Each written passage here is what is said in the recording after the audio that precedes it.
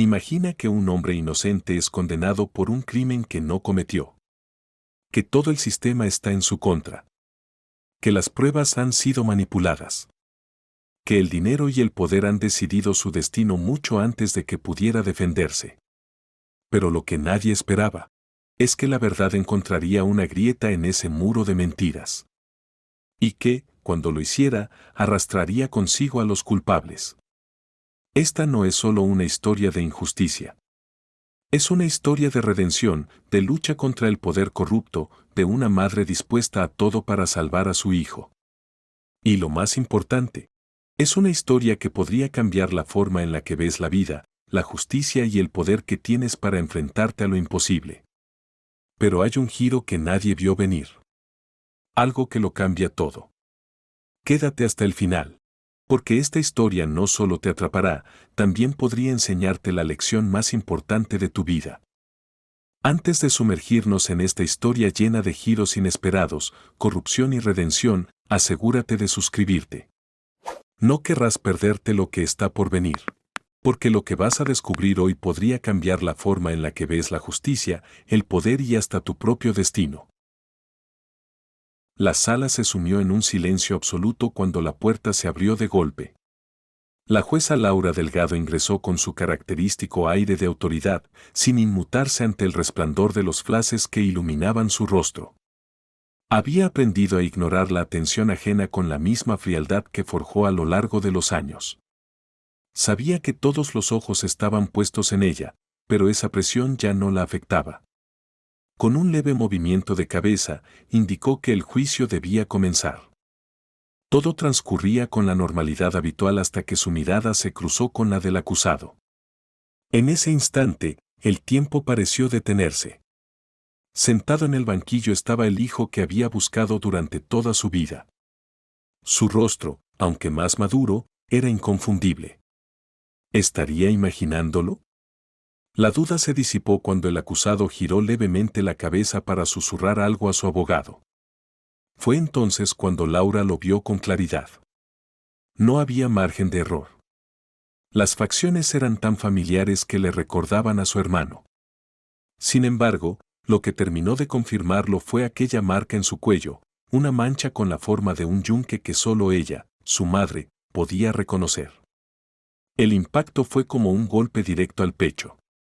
Su corazón se aceleró y sintió que el aire le faltaba. La vista se le nubló, las fuerzas la abandonaron y, sin poder evitarlo, todo se volvió oscuro. Cuando recobró el conocimiento, sintió la presión de unas manos sosteniéndola y la voz del médico resonando en la sala vacía. La rodeaban los agentes del tribunal y el médico verificaba su pulso. ¿Qué sucedió?, preguntó con voz débil. Se desmayó, su señoría, respondió el médico con tono profesional. Hemos pospuesto la audiencia para el lunes. Solo estamos los empleados del tribunal en este momento. Su presión bajó repentinamente, pero ya está estable. Intente moverse con cautela. Laura asintió, aún aturdida.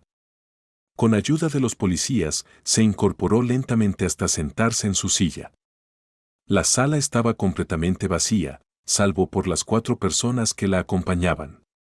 Su cuerpo se recuperó rápido, pero su mente era un torbellino de pensamientos y emociones. Aceptó el café que uno de los agentes le ofreció. Era negro, aguado y con un exceso de azúcar, pero en ese momento le supo como el mejor café del mundo. Mientras tanto, Andrés, el acusado, era escoltado nuevamente a su celda. Se sentía abatido, incapaz de comprender la razón por la que lo habían involucrado en un asesinato que no cometió. Desde el día en que fue arrestado, todo le parecía absurdo. No tenía sentido alguno. Él no estaba en la mansión cuando ocurrió el crimen. Su turno había terminado mucho antes de que el asesinato tuviera lugar. Trabajaba en mantenimiento y otras tareas domésticas durante la mañana, pero el homicidio ocurrió por la noche, cuando ya se encontraba en su barrio, lejos de la residencia de los Mendoza Navarro. Le resultaba incomprensible que alguien pudiera siquiera considerarlo culpable, especialmente cuando otras personas estaban en la casa en ese momento. Tanto la cocinera como el mayordomo, empleados de confianza de la familia, pasaban la noche allí. Tenían un acuerdo laboral que les exigía trabajar 10 días seguidos antes de tomar 3 días libres. Andrés suspiró en la soledad de su celda, intentando hallar una explicación para la pesadilla en la que estaba atrapado. Aquella noche, cuando ocurrió el asesinato, los dos empleados aún estaban en la casa. Andrés no podía comprender por qué lo habían señalado a él, alguien que ni siquiera se encontraba en la escena del crimen, en lugar de investigar a quienes sí estaban presentes en ese momento. Mientras intentaba encontrar una explicación lógica, se dio cuenta de que su situación era más complicada de lo que parecía. Tal vez lo habían convertido en el chivo expiatorio perfecto, una persona a quien culpar sin levantar demasiadas sospechas. Pero la incógnita persistía. ¿Por qué él? ¿Qué obtenían al incriminarlo? Cuanto más reflexionaba, más evidente se volvía que algo más grande se movía en su contra. No se trataba de un simple error judicial, alguien, en algún lugar, había decidido que él debía cargar con la culpa. La verdadera pregunta era quién lo había señalado y con qué propósito. Mientras Andrés intentaba desentrañar ese misterio desde su celda, en otra parte de la ciudad, Laura Delgado llegaba a su hogar. El sonido de sus pasos resonaba en el amplio y silencioso apartamento. Dejó el maletín sobre la mesa del comedor y fue directo a la cocina, donde sirvió una taza del café que había quedado frío desde la mañana. No le importaba. Necesitaba algo que la ayudara a mantenerse en pie, a no perderse en la vorágine de pensamientos que la atormentaban. Aún no lograba procesar lo ocurrido en la corte. ¿Cómo era posible? ¿Cómo había llegado Andrés a esa situación? Se acomodó en su sillón favorito, un viejo mueble de cuero que había pertenecido a su padre. Con la taza entre las manos, su mirada se perdió en el vacío mientras su mente viajaba al pasado. Recordó a Andrés cuando era apenas un niño, la última vez que lo vio con tan solo 2 años. La imagen de su pequeña figura corriendo, con la marca en forma de yunque asomando bajo su cabello, se sobrepuso a la del hombre que había estado sentado en el banquillo. Era la misma mancha que vio aquella mañana en el acusado.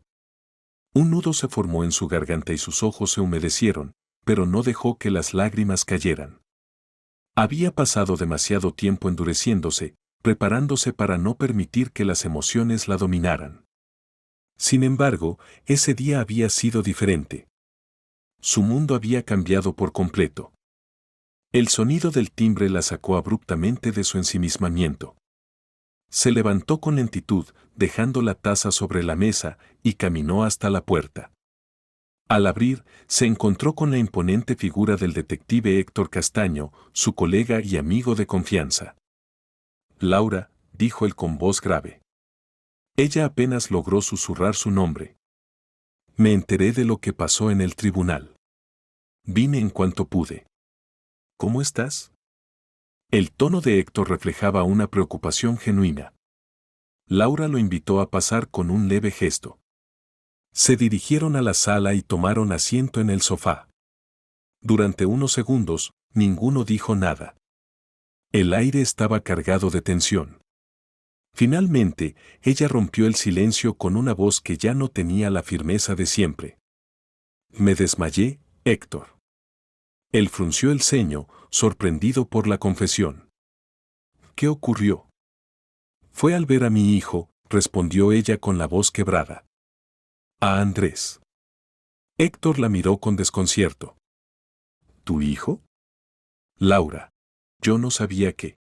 Sus palabras quedaron en el aire cuando comprendió que estaba entrando en un terreno delicado. Es una historia larga, murmuró ella, tomando aire antes de continuar. Hace 16 años, cuando Andrés tenía solo 2, lo secuestraron en una plaza. Lo buscaron por todas partes, pero nunca hubo rastro de él. Fue el golpe más duro de mi vida, y lo que me impulsó a dedicarme a la justicia. Quería luchar por aquellos que, como yo, habían perdido toda esperanza. Héctor asintió lentamente, intentando procesar la revelación. ¿Cómo estás tan segura de que el joven del tribunal es Andrés? Laura levantó su mano y la mostró a su amigo. Bajo su dedo índice había una pequeña marca en forma de yunque. Toda mi familia tiene esta marca, explicó. Es como un sello genético. Andrés la tiene en el cuello. No hay duda de que es él. El detective se inclinó hacia adelante con el rostro serio. Esto cambia todo, Laura. No puedes seguir siendo la jueza en este caso. Si alguien descubre tu vínculo con él, perderás tu cargo. Te ha costado demasiado llegar hasta aquí. Ella cerró los ojos y suspiró. Lo sabía. Desde el momento en que reconoció a Andrés, supo que su situación era insostenible. Pero también le preocupaba quién tomaría su lugar. No podía simplemente apartarse sin asegurarse de que su hijo estaría en manos justas. Lo he pensado, Héctor. Sé que debo recusarme. Pero no puedo permitir que cualquier juez lleve este caso. Andrés está en peligro y debo protegerlo. Héctor la observó con comprensión. Entiendo lo difícil que es esto para ti. Pero debes ser cautelosa. Cada paso que des debe ser calculado. Confía en mí, encontraremos la forma de sacarlo de esto. Laura asintió despacio. Sabía que él tenía razón, pero eso no hacía la decisión más sencilla. Un nudo en el estómago la invadió al pensar en lo que vendría. Sin embargo, por primera vez en años, sintió algo que había creído perdido, esperanza. Con la mente aún nublada por la confusión y el torbellino de emociones, decidió dar un paso al costado. Al menos por ahora. Pero en su interior, tenía claro que haría lo que fuera necesario para proteger a su hijo. Sin importar las consecuencias. Al día siguiente, presentó su recusación ante la corte. Sabía que debía ser cuidadosa con los motivos que expusiera, así que alegó un posible conflicto de interés debido a un antiguo caso que involucraba a la familia Mendoza Navarro. No podía revelar la verdadera razón detrás de su decisión. A pesar de que estaba renunciando al caso, una certeza se instaló en su interior: no dejaría que Andrés se enfrentara solo a lo que viniera. La noticia sobre su recusación se propagó con rapidez y, en menos de 2 días, se asignó a un nuevo juez para llevar el caso, el juez Lorenzo. Lorenzo era una figura temida y detestada en los círculos judiciales. De cara al público, su reputación era la de un hombre inflexible, con una interpretación estricta de la ley. Sin embargo, tras bambalinas, su nombre estaba manchado por la corrupción. Se rumoraba en voz baja que sus veredictos podían ser comprados por quienes tuvieran el dinero suficiente para llenar sus bolsillos. Su habilidad para torcer la justicia a conveniencia y garantizar la libertad de criminales peligrosos lo había convertido en un hombre poderoso, pero también en alguien a quien pocos se atrevían a desafiar. Al enterarse de su designación, Laura sintió un escalofrío recorrerle la espalda. Sabía que Andrés estaba ahora en manos de un hombre que no dudaría en condenarlo si eso significaba un beneficio personal. La desesperación la golpeó con fuerza, pero no tardó en transformarse en determinación. Ya no podía actuar desde el estrado, pero encontraría la manera de proteger a su hijo desde las sombras. Sabía que la batalla sería difícil y que el tiempo no estaba de su lado, pero estaba dispuesta a pelear hasta el final. Con Lorenzo al mando, el destino de Andrés se volvía cada vez más incierto. Y Laura se preparaba para enfrentarse al mayor reto de su vida, con la dolorosa certeza de que la justicia, la misma en la que siempre había creído, ya no era una aliada en esta lucha. Andrés Silva, con tan solo 18 años, estaba a punto de sentir el peso implacable de la ley sobre sus hombros. Sabía que si el juicio no salía a su favor, su vida quedaría destruida. Sin embargo, juraba con cada fibra de su ser que era inocente. A pesar de las dificultades que había enfrentado desde niño, siempre se había mantenido firme en sus valores, evitando el camino fácil de la delincuencia. La muerte de Santiago Mendoza sacudió a toda la sociedad. Pertenecía a la poderosa familia Mendoza Navarro, una de esas familias que aparecían en las revistas de alta sociedad, exhibiendo mansiones lujosas y viajes a destinos exclusivos. Su asesinato se convirtió en el tema del momento, monopolizando titulares y conversaciones en todo el país. El crimen ocurrió un viernes por la noche. Santiago fue hallado sin vida dentro de su propio armario, mientras que la caja fuerte de la casa había sido forzada y la habitación estaba completamente revuelta. Fue su esposa, Elena Mendoza Navarro, quien descubrió el cuerpo al regresar de una cena con su hermana, Valeria. Horrorizadas, llamaron a la policía de inmediato y, en sus primeras declaraciones, aseguraron que la única persona que se encontraba en la mansión en ese momento era Andrés. Durante los últimos meses, Andrés había trabajado para la familia como encargado del mantenimiento de la casa, cuidaba el jardín, la piscina y realizaba diversas reparaciones. Sin embargo, había un detalle que las autoridades parecían pasar por alto. Su horario de trabajo era de 8 de la mañana a mediodía. Para cuando ocurrió el asesinato, él ya estaba lejos de la mansión, en su modesta vivienda, intentando desconectarse de aquel mundo de lujos al que nunca había pertenecido. A pesar de este hecho, la acusación en su contra se mantuvo firme. Las pruebas circunstanciales parecían incriminarlo, su vínculo con la casa, la falta de otros sospechosos y el testimonio de la familia Mendoza Navarro, que insistía en que él estaba allí cuando todo sucedió. Pero Andrés sabía que la verdad era mucho más complicada de lo que aparentaba. Mientras enfrentaba el juicio más importante de su vida, el tribunal de la opinión pública ya lo había condenado. Los medios lo retrataban como un joven conflictivo, con un pasado lleno de sombras, ignorando completamente su verdadera historia de lucha y sacrificio. Sin embargo, en su interior, mantenía la esperanza de que la verdad saldría a la luz. Lejos de allí, Laura, su madre biológica, seguía cada avance del caso con el corazón en un puño.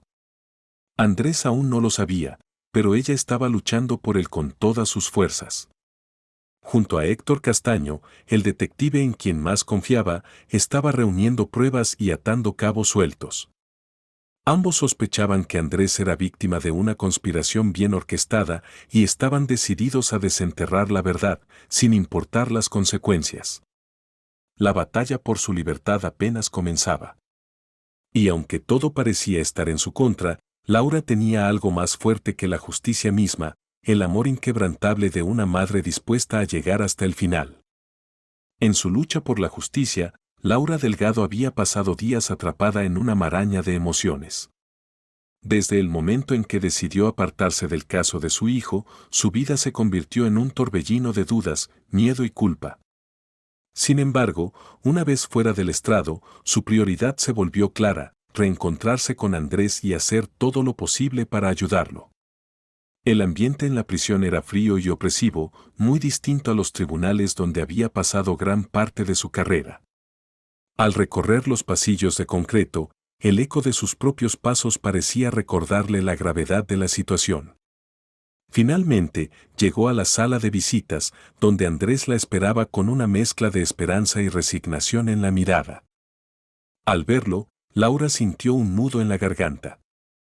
A pesar de todo, su hijo conservaba aquella mirada noble y sincera que siempre lo había caracterizado. Se sentó frente a él y, por unos instantes, el silencio dominó la habitación. Finalmente, tomó aire. Lo que estaba a punto de decir cambiaría todo. Andrés, hay algo que necesitas saber, dijo con la voz temblorosa. La razón por la que me aparté del caso no fue solo por ética profesional.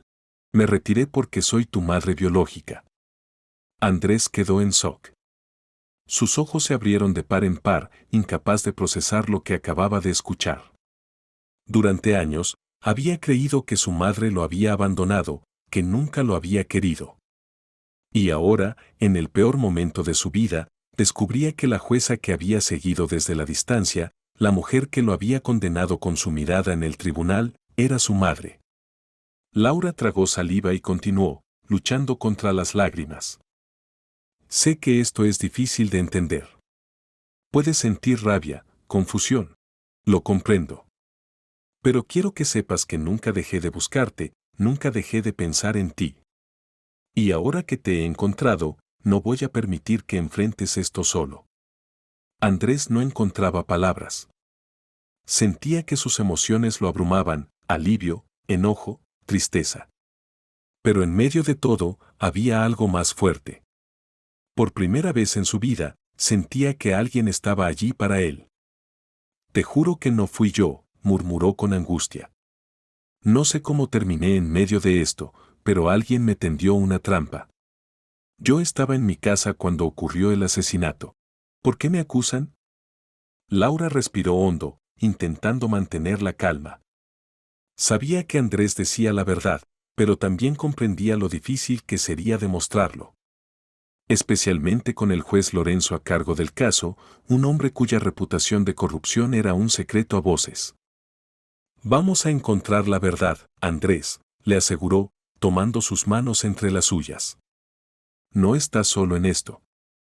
El detective Castaño y yo estamos investigando lo que realmente ocurrió esa noche. Pero necesito que me cuentes todo. Cada detalle importa. Andrés cerró los ojos por un momento, intentando ordenar sus pensamientos.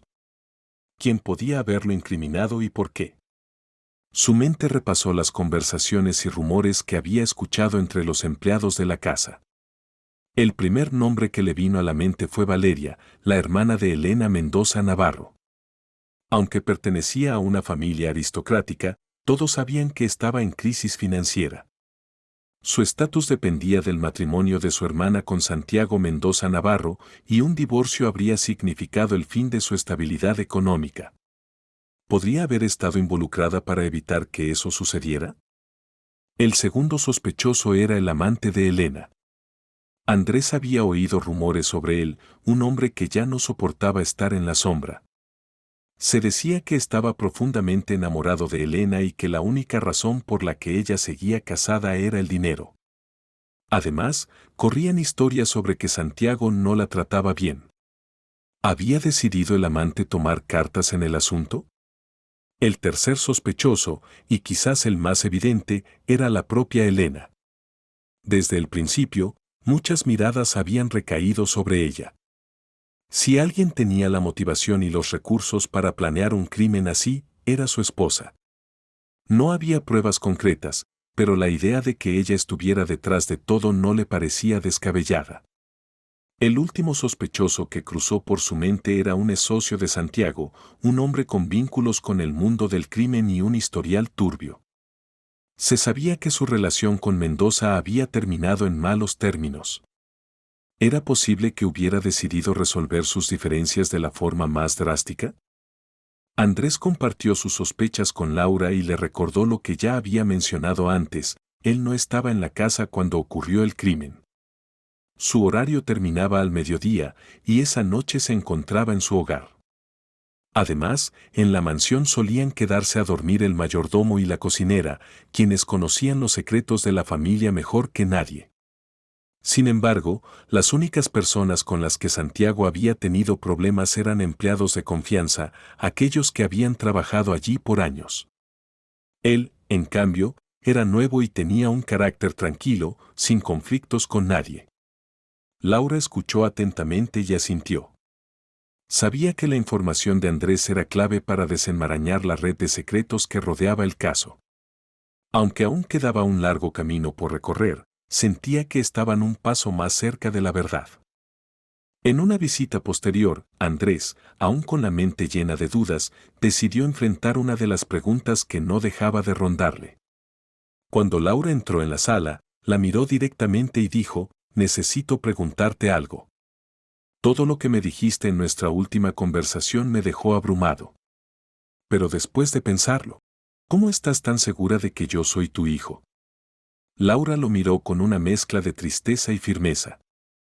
«Andrés», comenzó, «hay varias razones por las que creo que eres mi hijo.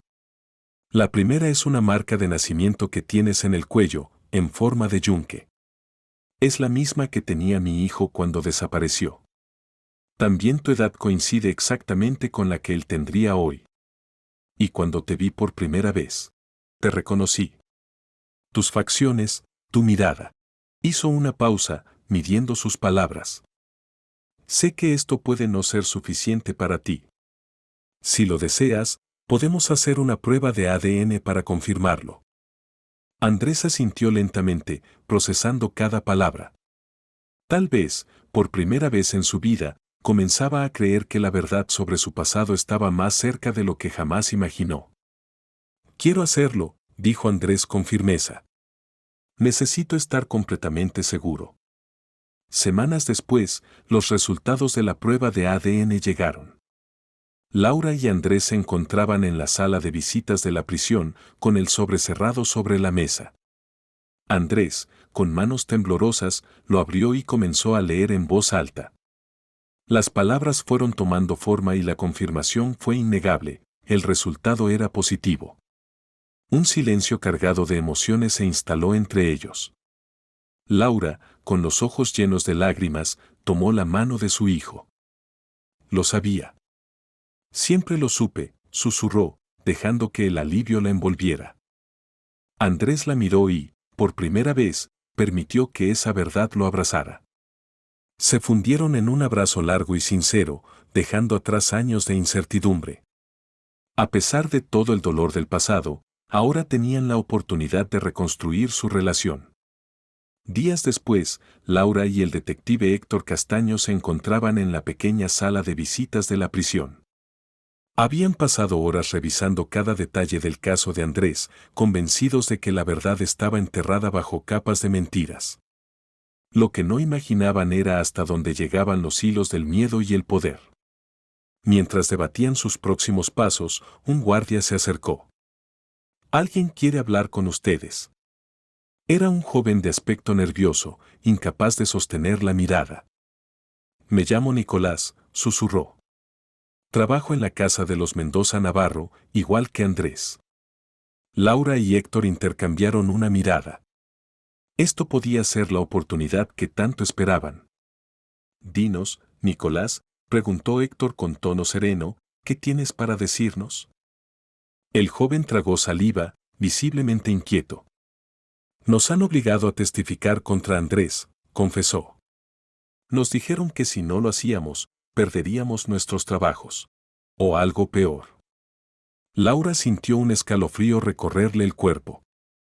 Sabía del poder de la familia Mendoza Navarro, pero no imaginaba que llegarían tan lejos. «Pero Andrés es un buen chico», continuó Nicolás, con más determinación. «Siempre ha sido amable con todos. Nunca haría algo así. Lo que están haciendo es una trampa». Héctor frunció el ceño. «¿Por qué crees que lo están haciendo? ¿Qué ganarían con esto?». Nicolás miró alrededor con paranoia antes de bajar aún más la voz. «Ese día, cuando salí de trabajar, vi algo raro. Había un auto de lujo estacionado en la esquina, con alguien dentro. No estoy seguro, pero lo he visto allí antes. No tengo pruebas, pero creo que todo fue planeado. Lo mandaron a matar. Alguien contrató a un sicario». Laura y Héctor se miraron, sabiendo que lo que acababan de escuchar podía cambiarlo todo. «¿Quién lo mandó a matar?», preguntó Laura, con el corazón acelerado. Nicolás hizo una pausa. «No lo sé con certeza. Pero todos sabían que el matrimonio de Santiago Mendoza Navarro estaba destruido. Elena, su esposa, tenía motivos. Aunque no parece el tipo de persona capaz de algo así, quizás no lo hizo sola». Laura respiró hondo. Por primera vez tenían una pista concreta. «Gracias por confiar en nosotros, Nicolás», dijo, colocando una mano en su hombro. «Sé que esto no es fácil, pero lo que acabas de decirnos puede salvar la vida de Andrés. Vamos a investigar a fondo». El joven asintió, aunque todavía parecía aterrorizado. «Solo quiero que se haga justicia. Andrés no merece esto». «Lo haremos», afirmó Héctor con determinación. «Vamos a seguir esta pista y a descubrir la verdad, cueste lo que cueste». Sabían que no podían perder tiempo. Si no lograban desenmascarar a los verdaderos culpables, Andrés pagaría por un crimen que no cometió. La próxima vez que entraran en la sala del tribunal, lo harían con la verdad en sus manos. En otro lugar de la ciudad, el juez Lorenzo se acomodaba en su silla de cuero negro. Exhaló con satisfacción mientras revisaba su computadora. En la pantalla, una notificación bancaria confirmaba una nueva transferencia. Una suma considerable, suficiente para añadir otro cero a su ya abultada cuenta en un paraíso fiscal.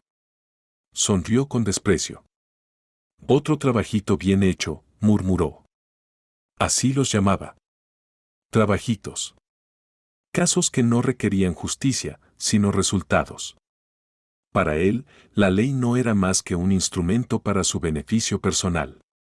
No importaba quién era culpable o inocente.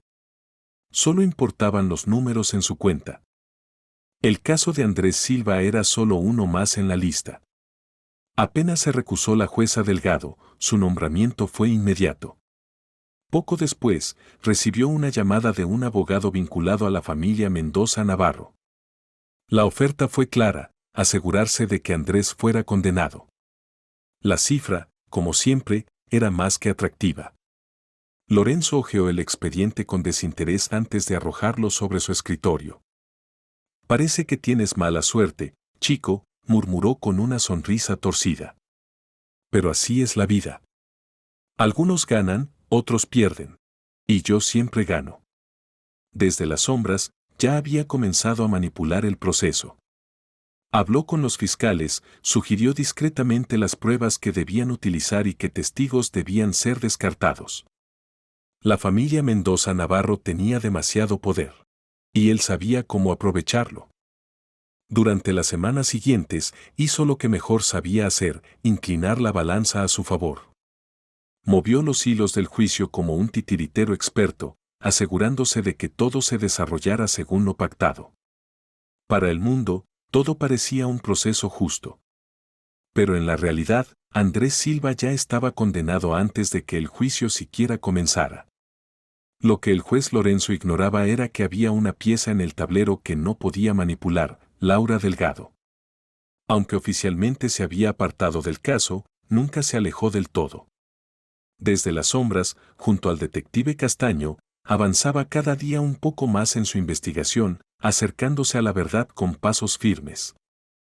Mientras tanto, Lorenzo disfrutaba de su última jugada maestra, convencido de su superioridad. Nunca entendió a esos jueces que dedicaban su vida a la justicia sin esperar nada a cambio. Para él, la única verdad eran las transacciones bancarias y los favores bien pagados. Por eso, cuando le informaron que Laura Delgado se había recusado debido a un antiguo caso con la familia Mendoza Navarro, se burló en silencio. «¡Qué mujer más ingenua!», pensó con desprecio. No reconoce una oportunidad ni aunque la tenga frente a los ojos. Lo que no sabía era que, sin darse cuenta, su mundo comenzaba a desmoronarse. La verdad siempre encuentra un camino para salir a la luz y, por más que intentara enterrar el caso de Andrés Silva bajo una montaña de mentiras, su tiempo estaba contado. Laura y Andrés se encontraban en la sala de visitas de la prisión. Las paredes grises, frías y desprovistas de cualquier rastro de calidez, parecían testigos silenciosos de cada secreto que se confesaba en ese lugar. Laura respiró hondo, sintiendo el peso de lo que estaba a punto de decir. «Andrés, hay algo que necesito contarte», dijo con la voz levemente temblorosa. «He estado investigando lo que te ocurrió cuando eras niño. Quiero que sepas que nunca te abandoné. Nunca dejé de buscarte». Andrés la miró en silencio, procesando sus palabras. Hablar de su infancia siempre despertaba en él una sensación de vacío, un dolor que nunca había podido comprender del todo. «¿Recuerdas algo de cuando eras pequeño?», preguntó Laura con suavidad. Andrés negó con la cabeza, con la mirada ensombrecida. «Solo fragmentos, cosas sueltas que no tienen sentido», respondió en un susurro. «Pero siempre he sentido que algo malo me pasó». Laura tomó aire y comenzó a relatar la verdad que había reconstruido junto a Héctor. Todo había comenzado cuando Andrés tenía apenas 2 años. Una tarde, mientras jugaba en una plaza con su niñera, se alejó corriendo tras una pelota que rodó fuera de su vista. Fue en ese instante cuando alguien lo tomó. Había sido secuestrado por una banda que traficaba con niños para explotarlos como mendigos. Eran conocidos en los bajos fondos, pero casi imposibles de atrapar. Se movían constantemente, evitando a la policía, trasladando a los pequeños de un sitio a otro como si fueran mercancía. Andrés pasó 3 años atrapado en un infierno. Lo mantenían encerrado en un apartamento sucio y abarrotado de otros niños, en condiciones inhumanas. Los abusos eran constantes, tanto físicos como psicológicos. Les prohibían hablar con extraños, les inculcaban el miedo y, si alguno intentaba escapar, la represalia era brutal. «Tenías prohibido hablar con nadie, ¿verdad?», preguntó Laura, con la voz quebrada por la angustia. Andrés asintió, con los ojos vidriosos. «Nos decían que si hablábamos con alguien, nos harían daño», susurró. «Nos repetían que nadie nos iba a ayudar, que estábamos solos». Cuando cumplió 5 años, la banda fue finalmente desmantelada en una redada. Pero para ese entonces, su memoria estaba fragmentada.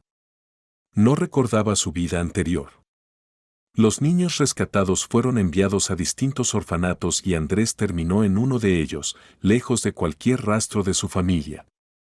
«Fue en ese orfanato donde crecí hasta que cumplí la mayoría de edad», dijo Andrés con amargura. «Siempre me pregunté por qué nadie vino a buscarme, pero ahora entiendo que nadie sabía dónde estaba». Laura sintió una punzada de dolor en el pecho. La culpa la carcomía, aunque sabía que no había sido su culpa. El sistema había fallado, le había arrebatado a su hijo sin dejarle ninguna pista para encontrarlo. «Andrés, si hubiera sabido dónde estabas, te habría encontrado. Nunca dejé de buscarte. Todas las noches rezaba por ti, esperando que estuvieras bien. Que estuvieras vivo», dijo Laura, con lágrimas deslizándose por su rostro. Andrés la miró, sintiendo la sinceridad en cada palabra.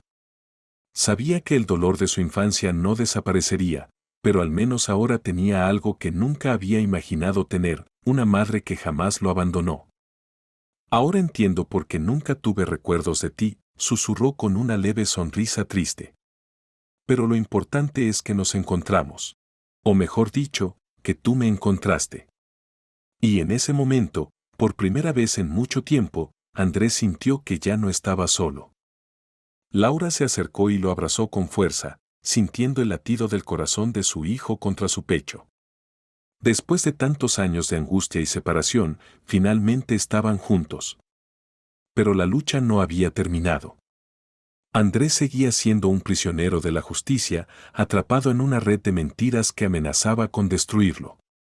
Ahora más que nunca, Laura estaba decidida a limpiar su nombre y darle la vida que siempre debió tener. A partir de ese momento, madre e hijo se prometieron luchar juntos. No solo por la absolución de Andrés, sino también por recuperar el tiempo perdido. Descubrir la verdad sobre su desaparición era apenas el comienzo de una batalla más grande, una lucha por la justicia, por la redención y, sobre todo, por la esperanza de un futuro distinto. Con cada día que pasaba, la prisión se volvía un poco menos fría para Andrés. Aunque seguía tras las rejas, la sensación de soledad se desvanecía gracias a la presencia constante de Laura. Madre e hijo, separados por años de ausencia, estaban decididos a aprovechar cada instante para reconstruir lo que les habían arrebatado. Las primeras visitas fueron tensas. Había tanto que decir, pero ninguna palabra parecía suficiente para abarcar el dolor, la culpa y la añoranza acumulados. Sin embargo, poco a poco, la barrera de la incomodidad comenzó a ceder. Laura llevaba consigo fotos de cuando Andrés era solo un bebé. Imágenes de una infancia que él no recordaba, pero que lo ayudaban a reconstruir esa parte de su historia que siempre había estado vacía. «Este eras tú cuando tenías 1 año», dijo, mostrándole una foto de un niño sonriente chapoteando en una bañera llena de espuma. «Siempre estabas riendo, eras un bebé tan feliz».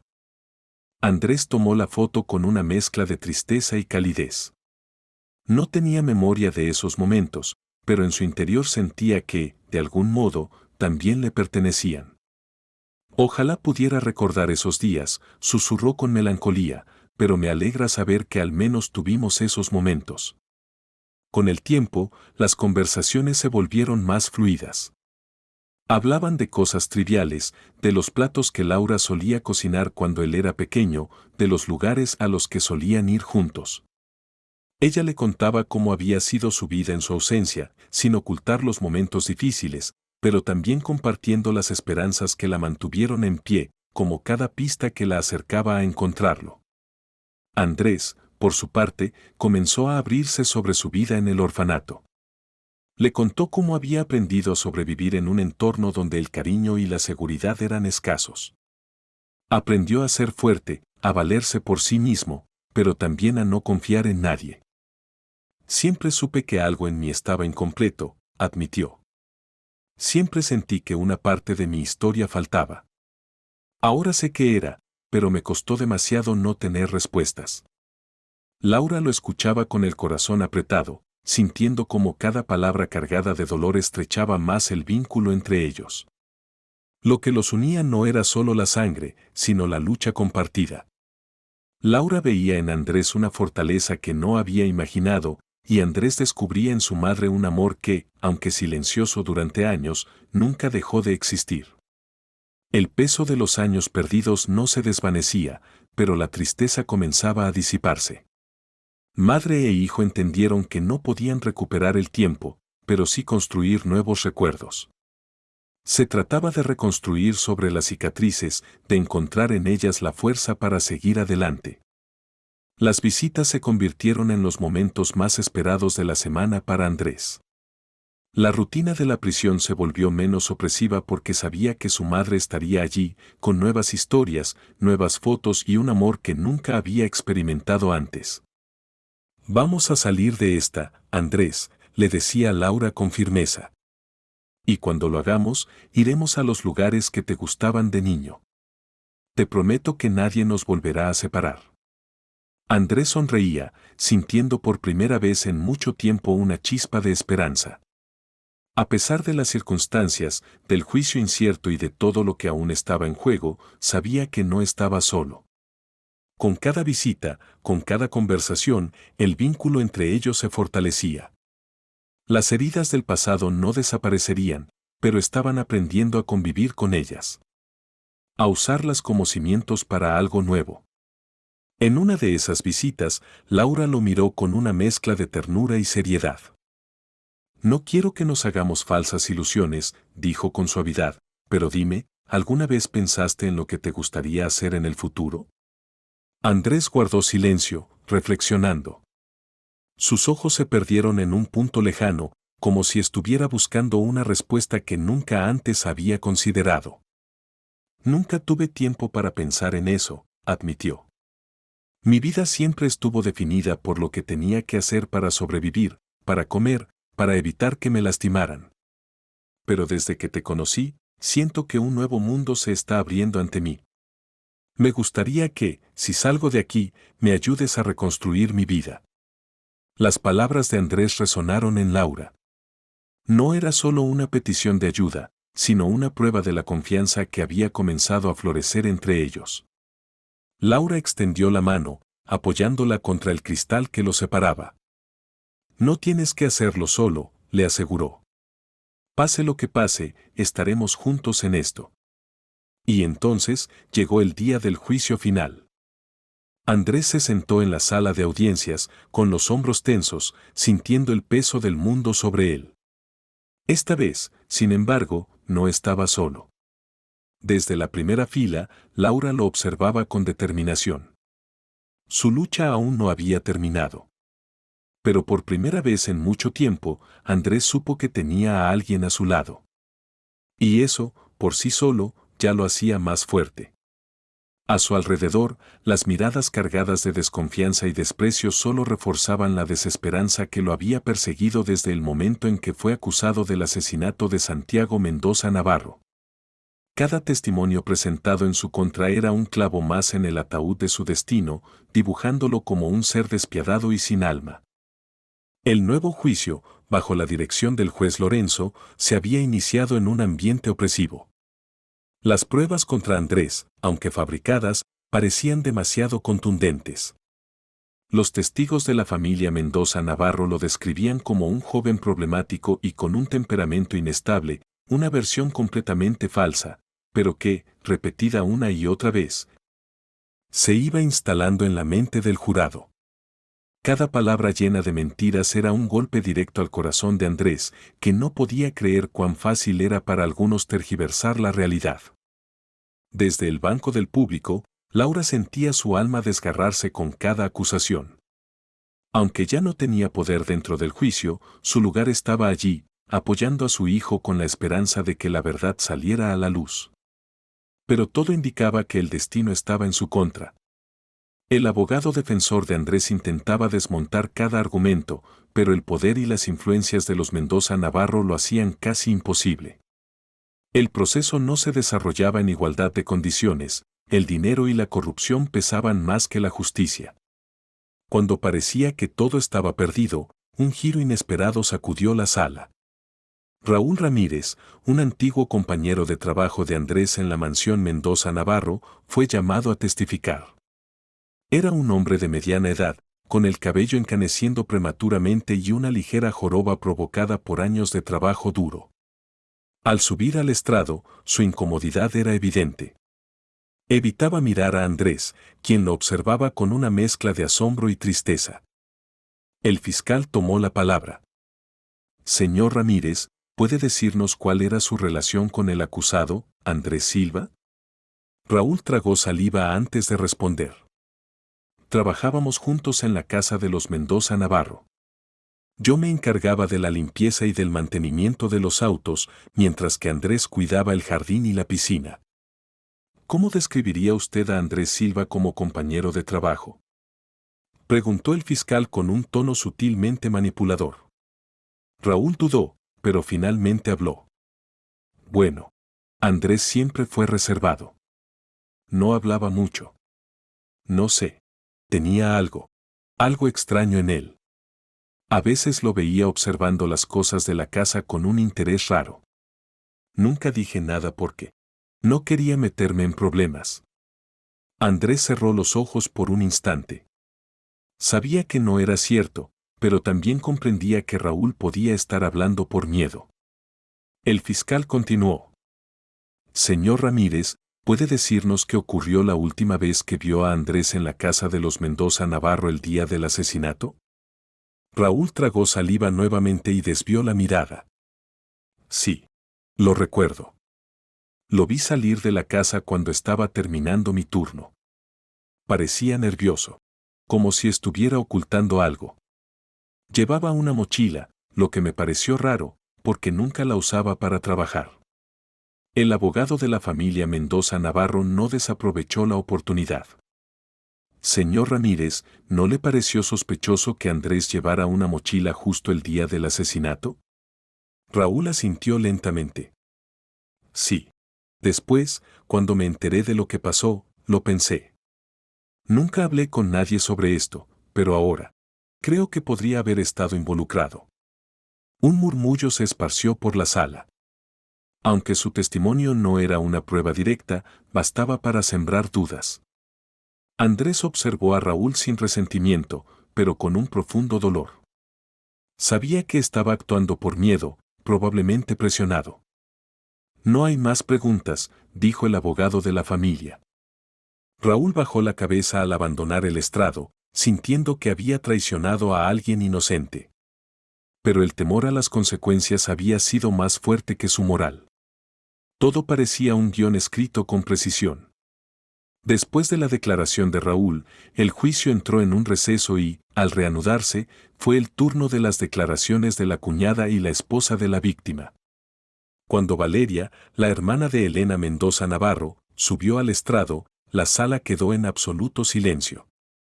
Con porte distinguido y actitud serena, se acomodó con cuidado antes de dirigir su mirada al juez. Señora Navarro, ¿puede decirnos qué sucedió la noche en que su cuñado, Santiago Mendoza, fue asesinado? Preguntó el fiscal. Valeria respiró hondo antes de hablar, su voz temblando apenas. Esa noche fue una de las más horribles de mi vida. Mi hermana se retiró temprano a su habitación porque no se sentía bien. Yo estaba en la sala de estar leyendo cuando escuché un ruido en el pasillo. Me levanté para ver qué pasaba. Y entonces vi a Andrés Silva. Su declaración hizo que todos contuvieran el aliento. Lo vi salir de la oficina de mi cuñado. Su expresión era extraña. No sé cómo describirla, pero no era normal. Parecía perturbado, como si hubiera hecho algo terrible. El fiscal insistió. ¿Vio usted a Andrés hacer algo en particular? Valeria negó con la cabeza. No. Pero la manera en que se comportaba me inquietó. Siempre ha sido un joven reservado, pero esa noche me dio miedo. El fiscal, satisfecho, se dirigió al juez.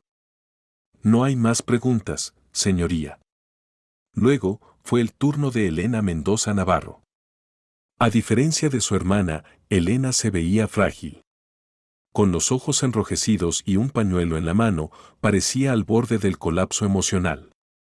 Señora Mendoza, dijo el fiscal con voz más suave, sabemos que este es un momento difícil, pero necesitamos que nos cuente lo que sucedió aquella noche. Elena se limpió las lágrimas antes de responder. Estaba en mi habitación porque no me sentía bien. Me acosté temprano. Pero poco después escuché un ruido fuerte. Me asusté, así que fui a ver qué ocurría. Cuando llegué al closet, lo vi. Se tomó un segundo para recomponerse antes de continuar. Vi a Andrés Silva junto al cuerpo de Santiago. Mi esposo estaba en el suelo, inmóvil. Su voz se quebró y la tensión en la sala se volvió insoportable. Él me miró, pero no dijo nada. Solo me miró con esos ojos fríos. El fiscal aprovechó el momento. ¿Cree usted que Andrés Silva tenía motivos para hacerle daño a su esposo? Elena asintió con la cabeza, con esfuerzo. Sí. Santiago era un hombre estricto y Andrés siempre se sintió menospreciado por él. No quiero creerlo, pero todo apunta a que él es el responsable. El abogado de la familia se puso de pie y se dirigió al juez. Señoría, creo que la señora Mendoza ha dejado claro lo que sucedió. Silva no solo tenía motivos, sino que fue encontrado en la escena del crimen por la propia esposa de la víctima. Elena rompió en llanto y su hermana corrió a abrazarla. La imagen perfecta de una viuda destrozada y una familia devastada. Para el jurado, era difícil no dejarse influenciar. Desde el banco del público, Laura y el detective Castaño sabían que tenían una montaña por delante para desmontar lo que acababan de escuchar. Pero el abogado defensor de Andrés no había terminado. Con una mirada penetrante, se puso de pie y caminó con calma hacia el estrado. Señora Mendoza, dijo con voz firme, antes de continuar, quiero recordarle que el perjurio es un delito grave. Elena se tensó en su asiento. Para que quede claro, continuó el abogado, ¿a qué hora exactamente dice usted que vio a mi cliente en la oficina de su esposo? Elena dudó un instante. No lo sé con exactitud. Pero debía ser poco después de las 9 de la noche. El abogado sonrió apenas, como si estuviera esperando esa respuesta. Entonces, según usted, vio a Andrés Silva en la oficina de su esposo alrededor de las 9:30 de la noche. ¿Es correcto? Sí, respondió Elena con la voz temblorosa. El abogado hizo una pausa deliberada, dejando que sus palabras flotaran en el aire. Con una leve sonrisa en los labios, giró hacia el jurado antes de volver su mirada a Elena. Lo que me dice es muy interesante, señora Mendoza, dijo con una calma que contrastaba con la tensión palpable en la sala, porque puedo demostrar, y lo haré, que a las 9:30 de la noche mi cliente, Andrés Silva, no estaba en la mansión. De hecho, se encontraba a varios kilómetros de distancia, cenando en una pizzería local. Un murmullo recorrió el tribunal. Elena empalideció visiblemente. El abogado levantó un documento que había estado sosteniendo. Tengo aquí el testimonio de un testigo que vio a Andrés Silva esa noche en la pizzería Don Luigi. Lo conoce desde hace años y no tiene ninguna razón para mentir. Está preparado para declarar bajo juramento que Andrés estaba con él en ese momento, disfrutando de una cena tranquila. El abogado de la familia Mendoza Navarro intentó intervenir, pero el defensor de Andrés levantó una mano para detenerlo. Señora Mendoza, prosiguió con voz firme, sigue sosteniendo su declaración, sabiendo que cualquier discrepancia será tomada en cuenta en este tribunal. Porque parece haber una contradicción importante en su testimonio. Elena abrió la boca, pero ninguna palabra salió de sus labios. Su rostro reflejaba el pánico de alguien que ve cómo su versión de los hechos se desmorona frente a sus ojos. Este tribunal merece la verdad, añadió el abogado, clavando su mirada en ella, y la verdad es que mi cliente no pudo haber estado en dos lugares al mismo tiempo. Es imposible que Andrés estuviera en la oficina de su esposo si, al mismo tiempo, estaba cenando en su barrio. El juez levantó una mano para pedir orden. Tendremos que escuchar a su testigo, abogado, dijo con tono medido, pero esta revelación ciertamente pone en duda el testimonio de la señora Mendoza. El silencio se apoderó de la sala. Las certezas que hasta ese momento habían jugado en contra de Andrés comenzaban a tambalearse. De repente, ocurrió algo inesperado. Desde el fondo de la sala, Nicolás, aquel que había guardado silencio durante todo el proceso, se puso de pie.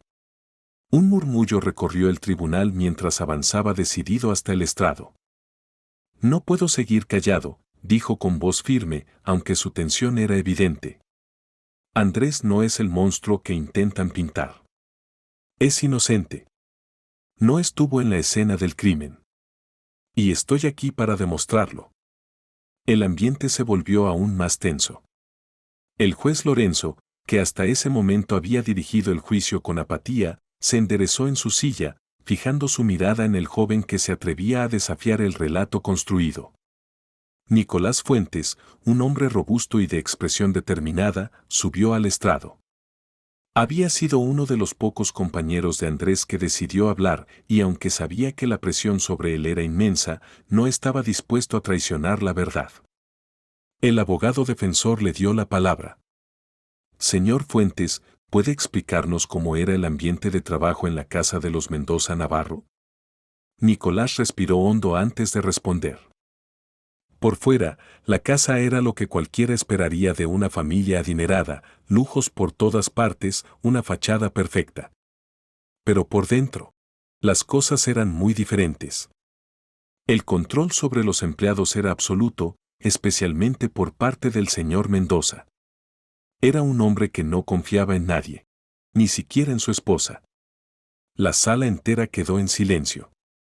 Siempre hubo rumores sobre un amante, continuó Nicolás. No solo entre los empleados, sino incluso entre algunos familiares. Cuando el señor Mendoza comenzó a sospecharlo, su actitud se volvió aún más controladora. Vigilaba cada gasto de su esposa, revisaba sus cuentas, sus movimientos. La tensión en la casa era evidente. El abogado defensor asintió. ¿Cómo cree que esto se relaciona con lo que ocurrió la noche del asesinato? Nicolás se inclinó hacia adelante, como si confiara un secreto al tribunal. Lo que intento decir es que el señor Mendoza estaba tan obsesionado con su esposa y con el dinero, que apenas prestaba atención a los empleados. Andrés siempre fue respetuoso y trabajador. Solo tuvo la mala suerte de estar en el lugar equivocado en el momento equivocado. Hizo una pausa antes de continuar. Ese día, cuando terminé mi turno y me dirigía a casa, vi algo sospechoso. Un auto de lujo, estacionado cerca de la mansión. No era la primera vez que lo veía por allí, y varios compañeros también lo habían notado en distintas ocasiones, a diferentes horas. La sala se agitó con murmullos. Investigamos un poco, agregó Nicolás. Fue difícil, pero dimos con la información. Ese auto pertenece al amante de la señora Mendoza Navarro. El tribunal quedó en completo silencio. En mi opinión, prosiguió, alguien dentro de la casa aprovechó la situación para incriminar a Andrés. Es fácil culpar al chico humilde que solo estaba haciendo su trabajo mientras los verdaderos responsables se esconden detrás de su poder. El abogado defensor mantuvo la mirada fija en Nicolás. ¿Hubo algo más que llamara su atención sobre los últimos días del señor Mendoza? Nicolás asintió. Sí. Hace tiempo, el señor Mendoza me pidió que lo ayudara a trasladar un objeto muy valioso desde el banco hasta la casa. Era un collar en forma de serpiente, cubierto de piedras preciosas. Algo que solo alguien con mucho dinero podría permitirse. El abogado se mostró intrigado. ¿Podría describir ese collar? Por supuesto, dijo Nicolás sin titubear. Era una pieza única, imposible de olvidar. Recuerdo el impacto que me causó la primera vez que lo vi. Supe que estaba destinado a la señora Mendoza. Yo mismo lo trasladé del banco a la casa y se lo entregué al señor Mendoza, quien me lo mostró antes de guardarlo en la caja fuerte. El juez, visiblemente incómodo por primera vez en todo el juicio, se acomodó en su silla y le indicó que continuara. Laura, sentada en el público, sintió un rayo de esperanza. Quizás, después de todo, la verdad comenzaba a abrirse camino. El rumbo que tomaría el testimonio de Nicolás era incierto, pero sus palabras habían sacudido los cimientos del caso. Ese collar estaba en la caja fuerte la noche del asesinato, afirmó mirando directamente al juez. Sin embargo, después de la muerte del señor Mendoza, cuando revisaron la caja, nadie mencionó ese collar. Pero yo lo he visto recientemente. Y no está perdido. La señora Mendoza lo tiene en su poder. Un silencio sepulcral se apoderó de la sala. Laura sintió un escalofrío recorrerle la espalda.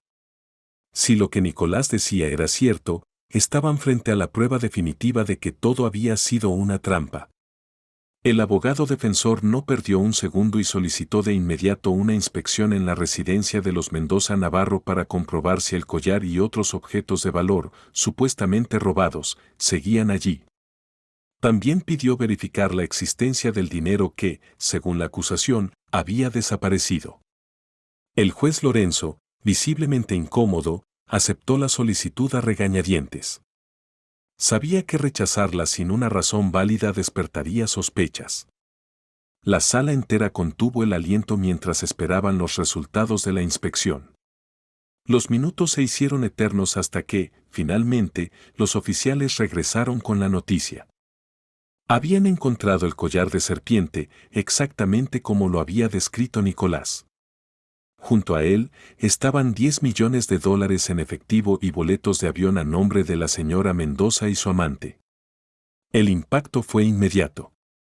Un estallido de murmullos y exclamaciones recorrió la sala.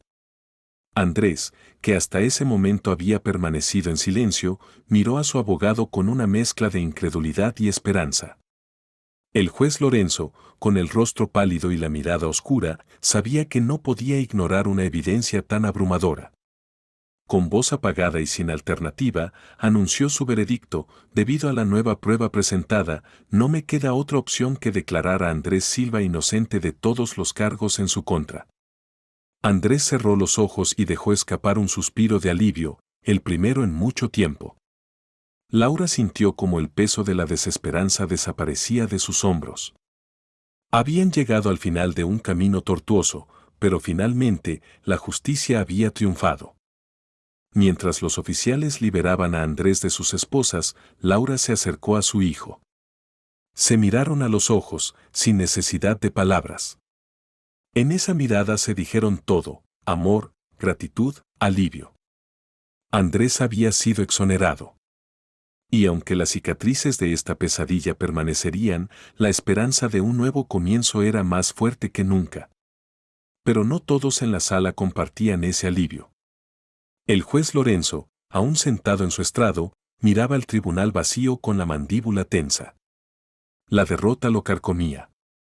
Andrés y Laura salieron juntos del edificio, acompañados por el detective Castaño, quien había sido una pieza clave en la búsqueda de la verdad. A pesar del alivio que sentían, sabían que la batalla no terminaba allí.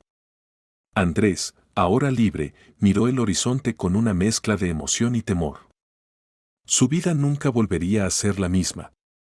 Había sido declarado inocente, pero el dolor de lo vivido no desaparecía con un simple veredicto. Laura, a su lado, lo observó con preocupación. Sabía que habían ganado una guerra, pero que la reconstrucción de la vida de Andrés recién comenzaba.